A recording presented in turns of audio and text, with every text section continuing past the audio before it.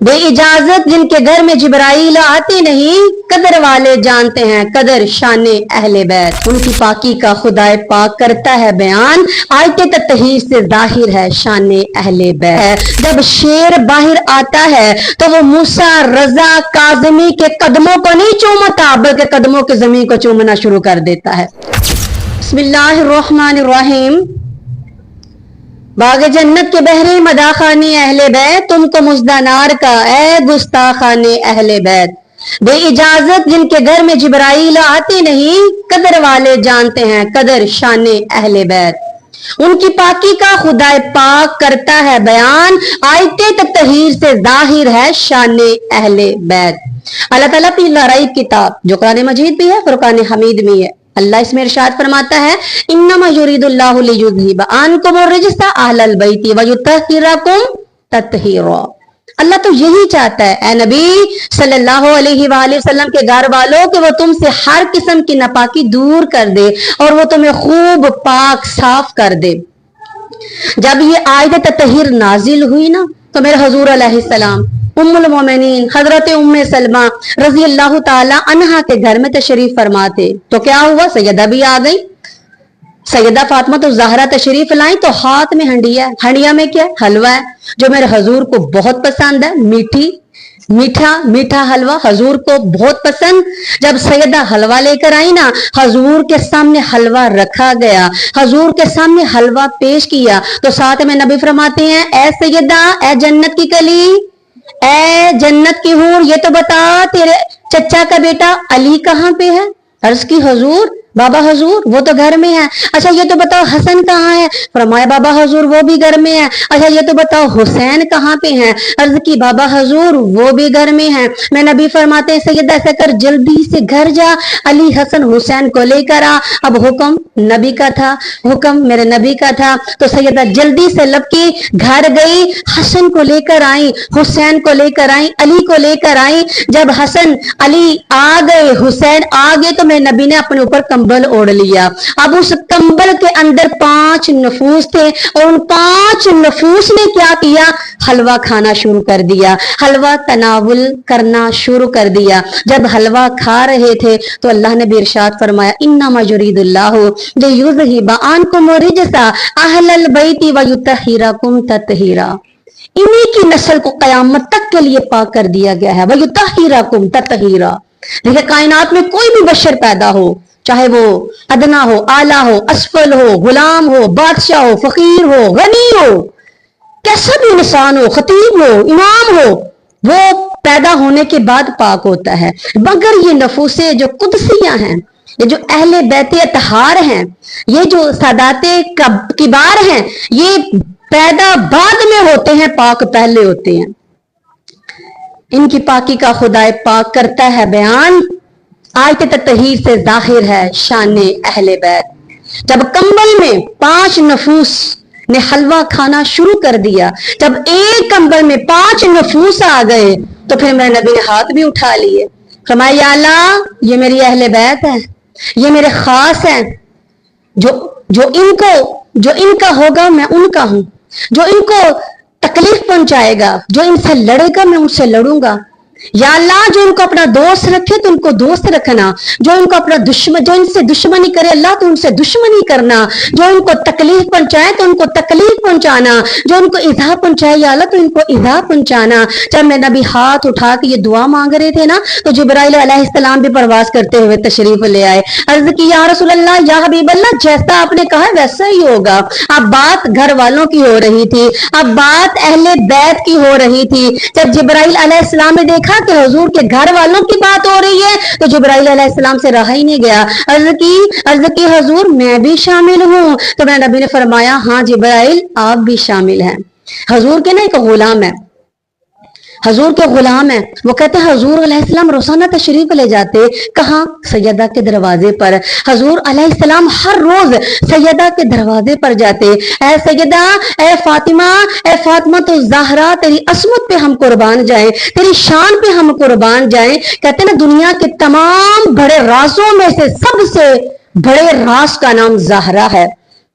کتاب وحدت کا نام زہرا ہے، صراط مستقیم کا نام زہرا ہے، تنویر امامت کا نام زہرا ہے، قرآن کی اصل کا نام زہرا ہے، حسنین کی ماں کا نام زہرا ہے، محمد مصطفیٰ کے ہاتھوں کی مقدر کی لکیر زہرا ہے، وقت حیدر قرار کا نام زہرا ہے، علی کے گھر کی رونق کا نام زہرا ہے۔ علی اور بھی ہے کردار میں حیدر کے سوا، کیونکہ حسن کا کردار بھی علی ہے، حسین کا کردار بھی علی ہے، آل رسول کے ہر فرد کا کردار علی ہے۔ علی اور بھی ہیں کردار میں حیدر کے سوا، علی اور بھی ہیں کردار میں حیدر کے سوا، فاطمہ کوئی نہیں، فاطمہ کوئی نہیں بنت پیغمبر کے سوا، رکھ دیا کاتب تقدیر نے لکھ کر یہ قلم، رکھ دیا کاتب تقدیر نے لکھ کر یہ قلم، مرضی زہرا ضروری ہے مقدر کے سوا۔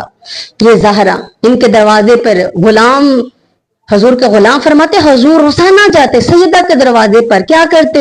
سیدہ کے دروازے پر دستک دیتے اور فرماتے السلام علیکم یا اہل البیت ورحمۃ اللہ وبرکاتہ یرحمکم اللہ، اے اہل بیت تم پر سلامتی ہو اور تم پر اللہ کی رحمت ہو۔ پھر فرمایا انما یرید اللہ لیذھب عنکم الرجس اہل البیت ویطہرکم تطہیرا۔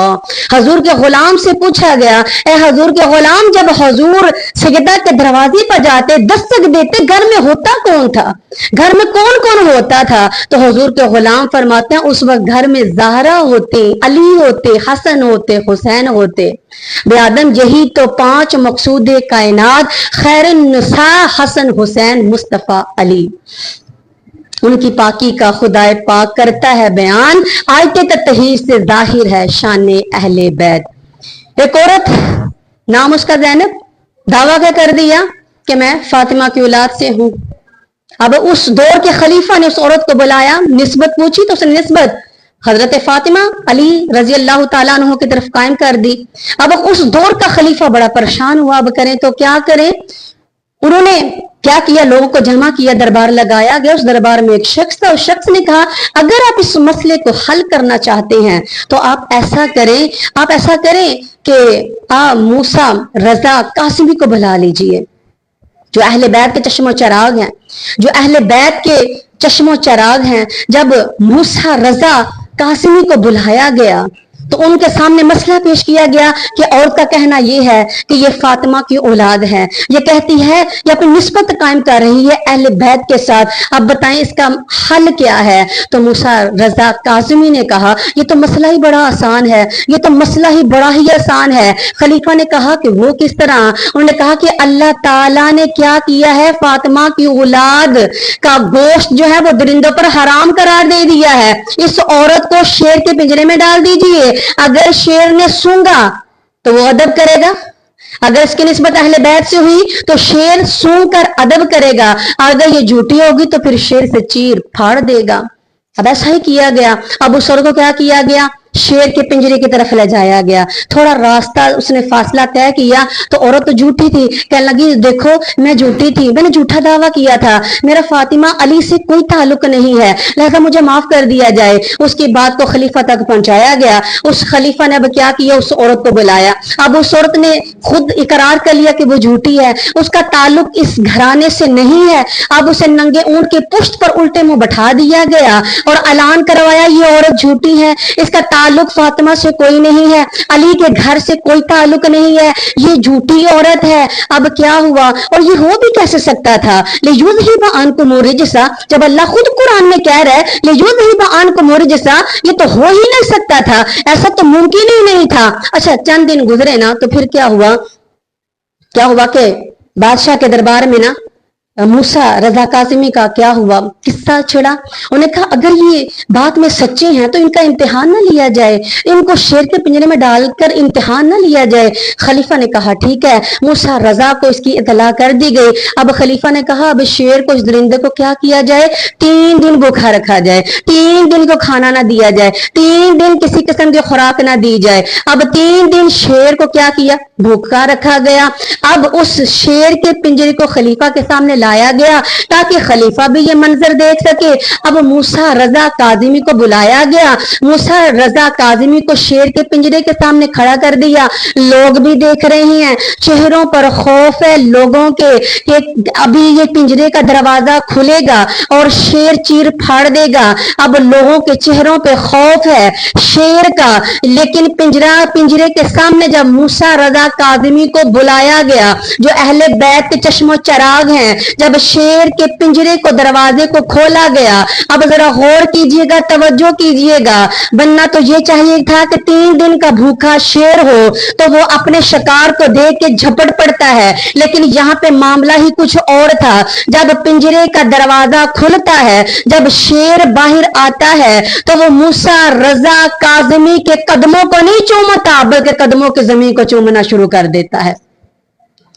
वो उसका तवाफ करना शुरू कर देता है। 3 दिन का भूखा है, 3 दिन कुछ खाया नहीं है मूसा रजा काजिमी, 3 दिन शेर ने खाया नहीं, लेकिन शेर ने क्या किया, कदमों को नहीं चूमा बल्कि कदमों की जमीन को चूमना शुरू कर दिया। अब उनका शेर अब उसका तवाफ भी कर रहा है, अपना सर उसके कदमों में रख रहा है, अब उसके कदमों को चूम रहा है, जमीन को चूम रहा है, लेकिन शेर आवाज नहीं निकाल रहा कि कहीं बेअदबी ना हो जाए, कहीं अहले बैत के घर वालों की बेअदबी ना हो जाए, क्योंकि उनकी पाकी का खुदाए पाक करता है बयान। आयत ततहीर से जाहिर है शान अहले बैत। अगर हम कुरान मजीद को देखें ना तो अल्लाह शाद फरमाता है फजतानिबुर रिजसा, अल्लाह फरमाता है कि हर नापाकी से दूर रहो।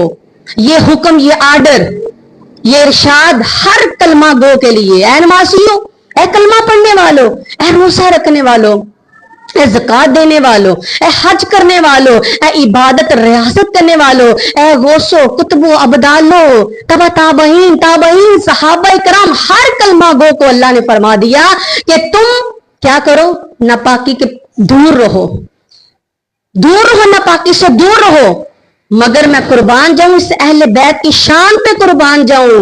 फरमाया कि फजतानिबुर रिजसा, कि तुम हर नापाकी से दूर रहो, मगर नापाकी को हुक्म दिया, ऐ नापाकी तू अहले बैत से दूर। उनकी पाकी का खुदाए पाक करता है बयान। आयत ततहीर से जाहिर है शान अहले बैत। अब एक बादशाह था, अब उसने ऐलान करवा दिया जो शाही पहलवान से मुकाबला करेगा उसको शाही इनाम दिया जाएगा। मनादियां हो गई हैं, ऐलान हो गए हैं कि बादशाह ने ऐलान करवा दिया है कि जो शाही पहलवान से लड़ेगा जीतने पर से शाही इनाम दिया जाएगा। मुनादियां हो गई, लेकिन वो शाही पहलवान बहुत ताकतवर था, किसी की जरूरत नहीं थी कि वो उसके मुकाबले में आए, किसी की इतनी हिम्मत नहीं थी कि वो उसका मुकाबला कर सके। मुनादियां हो रही हैं, ऐलान हो रहा है, लेकिन हिम्मत किसी की नहीं कि उस पहलवान का मुकाबला कर सके। बिलाखिर एक शख्स आया, कमजोर, फाकों का मारा हुआ, कहता है मैं शाही पहलवान का मुकाबला करूंगा। लोगों ने कहा तुझे मौत बुला रही है, तो उसका मुकाबला नहीं कर सकता। उसने कहा नहीं नहीं, मैं ही शाही पहलवान का मुकाबला करूंगा। अब उस कमजोर शख्स को क्या किया, बादशाह के सामने पेश कर दिया। बादशाह ये कहता है कि मैं शाही पहलवान का मुकाबला करूंगा। बादशाह ने कहा हाँ वाकई से तो मौत बुला रही है, तो उसका एक थप्पड़ भी नहीं सह सकता। कमजोर शख्स ने कहा नहीं नहीं, मैं ही मुकाबला करूंगा और मैं ही शाही पहलवान से लड़ूंगा। ठीक है जी, मुकाबला हो गया, मामला हो गया, वक्त तय हो गया, हर चीज तैयार हो गई। अब क्या हुआ, जब जिस डेट के लिए इस रखा गया इस मुकाबले को, वो डेट फिक्स हो गई, उस डेट पर दोनों पहलवान जमा हो गए। जब अखाड़े में दोनों पहलवान पहुंच चुके हैं, अब कुश्ती से पहले दोनों पहलवानों को मिलाया जाता है, सलाम कराई जाती है, लिहाजा शाही पहलवान और कमजोर शख्स को आपस में करीब किया गया, हाथ मिलाया गया। अब सुनो, कमजोर शख्स कहता है शाही पहलवान से, सुनो मैं कोई पहलवान नहीं हूं, मैं कोई पहलवान नहीं हूं, मैं तो कमजोर सा बंदा हूं, लेकिन मेरी 4 बेटियां हैं, वो जवान हो गई हैं, मैंने उनकी शादी करनी है, मैं किसी से मांग नहीं सकता, मैं सदका नहीं ले सकता, क्योंकि मैं सैयदजादा हूं, क्योंकि मैं सैयदजादा हूं, सदका लेना मुझे जायज नहीं है। अगर तू हार जाएगा तो मुझे शाही इनाम मिल जाएगा, मैं अपनी 4 बेटियों की शादी कर लेगा। अगर तू हारेगा नहीं, मैं तो पहले ही फाकों का मारा हुआ हूं, इसी बहाने से मुझे मौत आ जाएगी। जब उसने ये जुमले लफ्ज अपनी जबान से निकाले तो वो शाही पहलवान सोच में पड़ गया। घंटी बज चुकी है, लोगों ने देखा, लोगों ने देखा तो कुश्ती शुरू हो गई है, लेकिन शाही पहलवान के अंदर ताकत ही मौजूद ना थी, उसके अंदर जुर्रत ही ना थी। लोग कहते हैं हमने देखा जरूर, उस शाही पहलवान का हाथ उठा जरूर था, लेकिन उसमें ताकत ही मौजूद ना थी, उसमें जोर ही मौजूद ना था। अब उस कमजोर शख्स ने क्या किया, उसको नीचे गिरा दिया, उसके सीने पर चढ़ कर बैठ गया और शाही इनाम लेकर चला गया। अब लोगों ने क्या किया, उस शाही पहलवान को थू थू करना शुरू कर दिया। तू इतना ताकतवर इंसान था और एक कमजोर शख्स से हार गया। तो शाही पहलवान ने कहा हाँ मैं हार गया, हाँ मैं हार गया। मैं यजीद नहीं था जो फरजंद रसूल के सीने पे चढ़ के बैठ जाता। हाँ मैं शिमर नहीं था जो रसूल अल्लाह के बेटे के सीने पे चढ़ कर बैठ जाता। हाँ मैं हार गया, हाँ मैं हार गया। अगर मैं हारता ना तो मैं कल रसूल अल्लाह को क्या मुंह दिखाता। मुझे रसूल अल्लाह कहते हैं पहलवान तुझे अपनी पहलवानी बड़ी अजीज थी, तूने मेरे बेटे की इज्जत ना की, तुझे अपनी पहलवानी बड़ी अजीज थी। हाँ मैं हार गया, हाँ मैं हार गया। ये कहता हुआ वो शाही पहलवान घर चला गया। घर जाके उसे घर चला गया, परेशानी के आलम में घर गया, लाइटें बंद की, सो गया। आंख लगी मुकद्दर जागे मेरे मुस्तफा ही तशरीफ ले आए। मेरे हजूर ने फरमाया कि तूने आज मेरे बेटे की इज्जत की है, अल्लाह तुझे तमाम बलियों का सरदार बना देगा। मुझे ये शाही पहलवान कोई आम नहीं था, ये सैयदना जुनैद बगदादी रहमतुल्लाहि ताला थे, जो इज्जत करते हैं, इज्जत करने वाले ही इज्जत पाते हैं। वो हजूर के नाम को चूमते हैं, उनकी निस्बतों से प्यार करते हैं, फिर रब तआला ने मुकाम भी आला अता फरमाता है। क्योंकि जो अल्लाह ने खुद अहले बैत की उनकी पाकी का खुदाए पाक करता है बयान, उनकी पाकी का खुदाए पाक करता है बयान। आयत ततहीर से जाहिर है शान अहले बैत।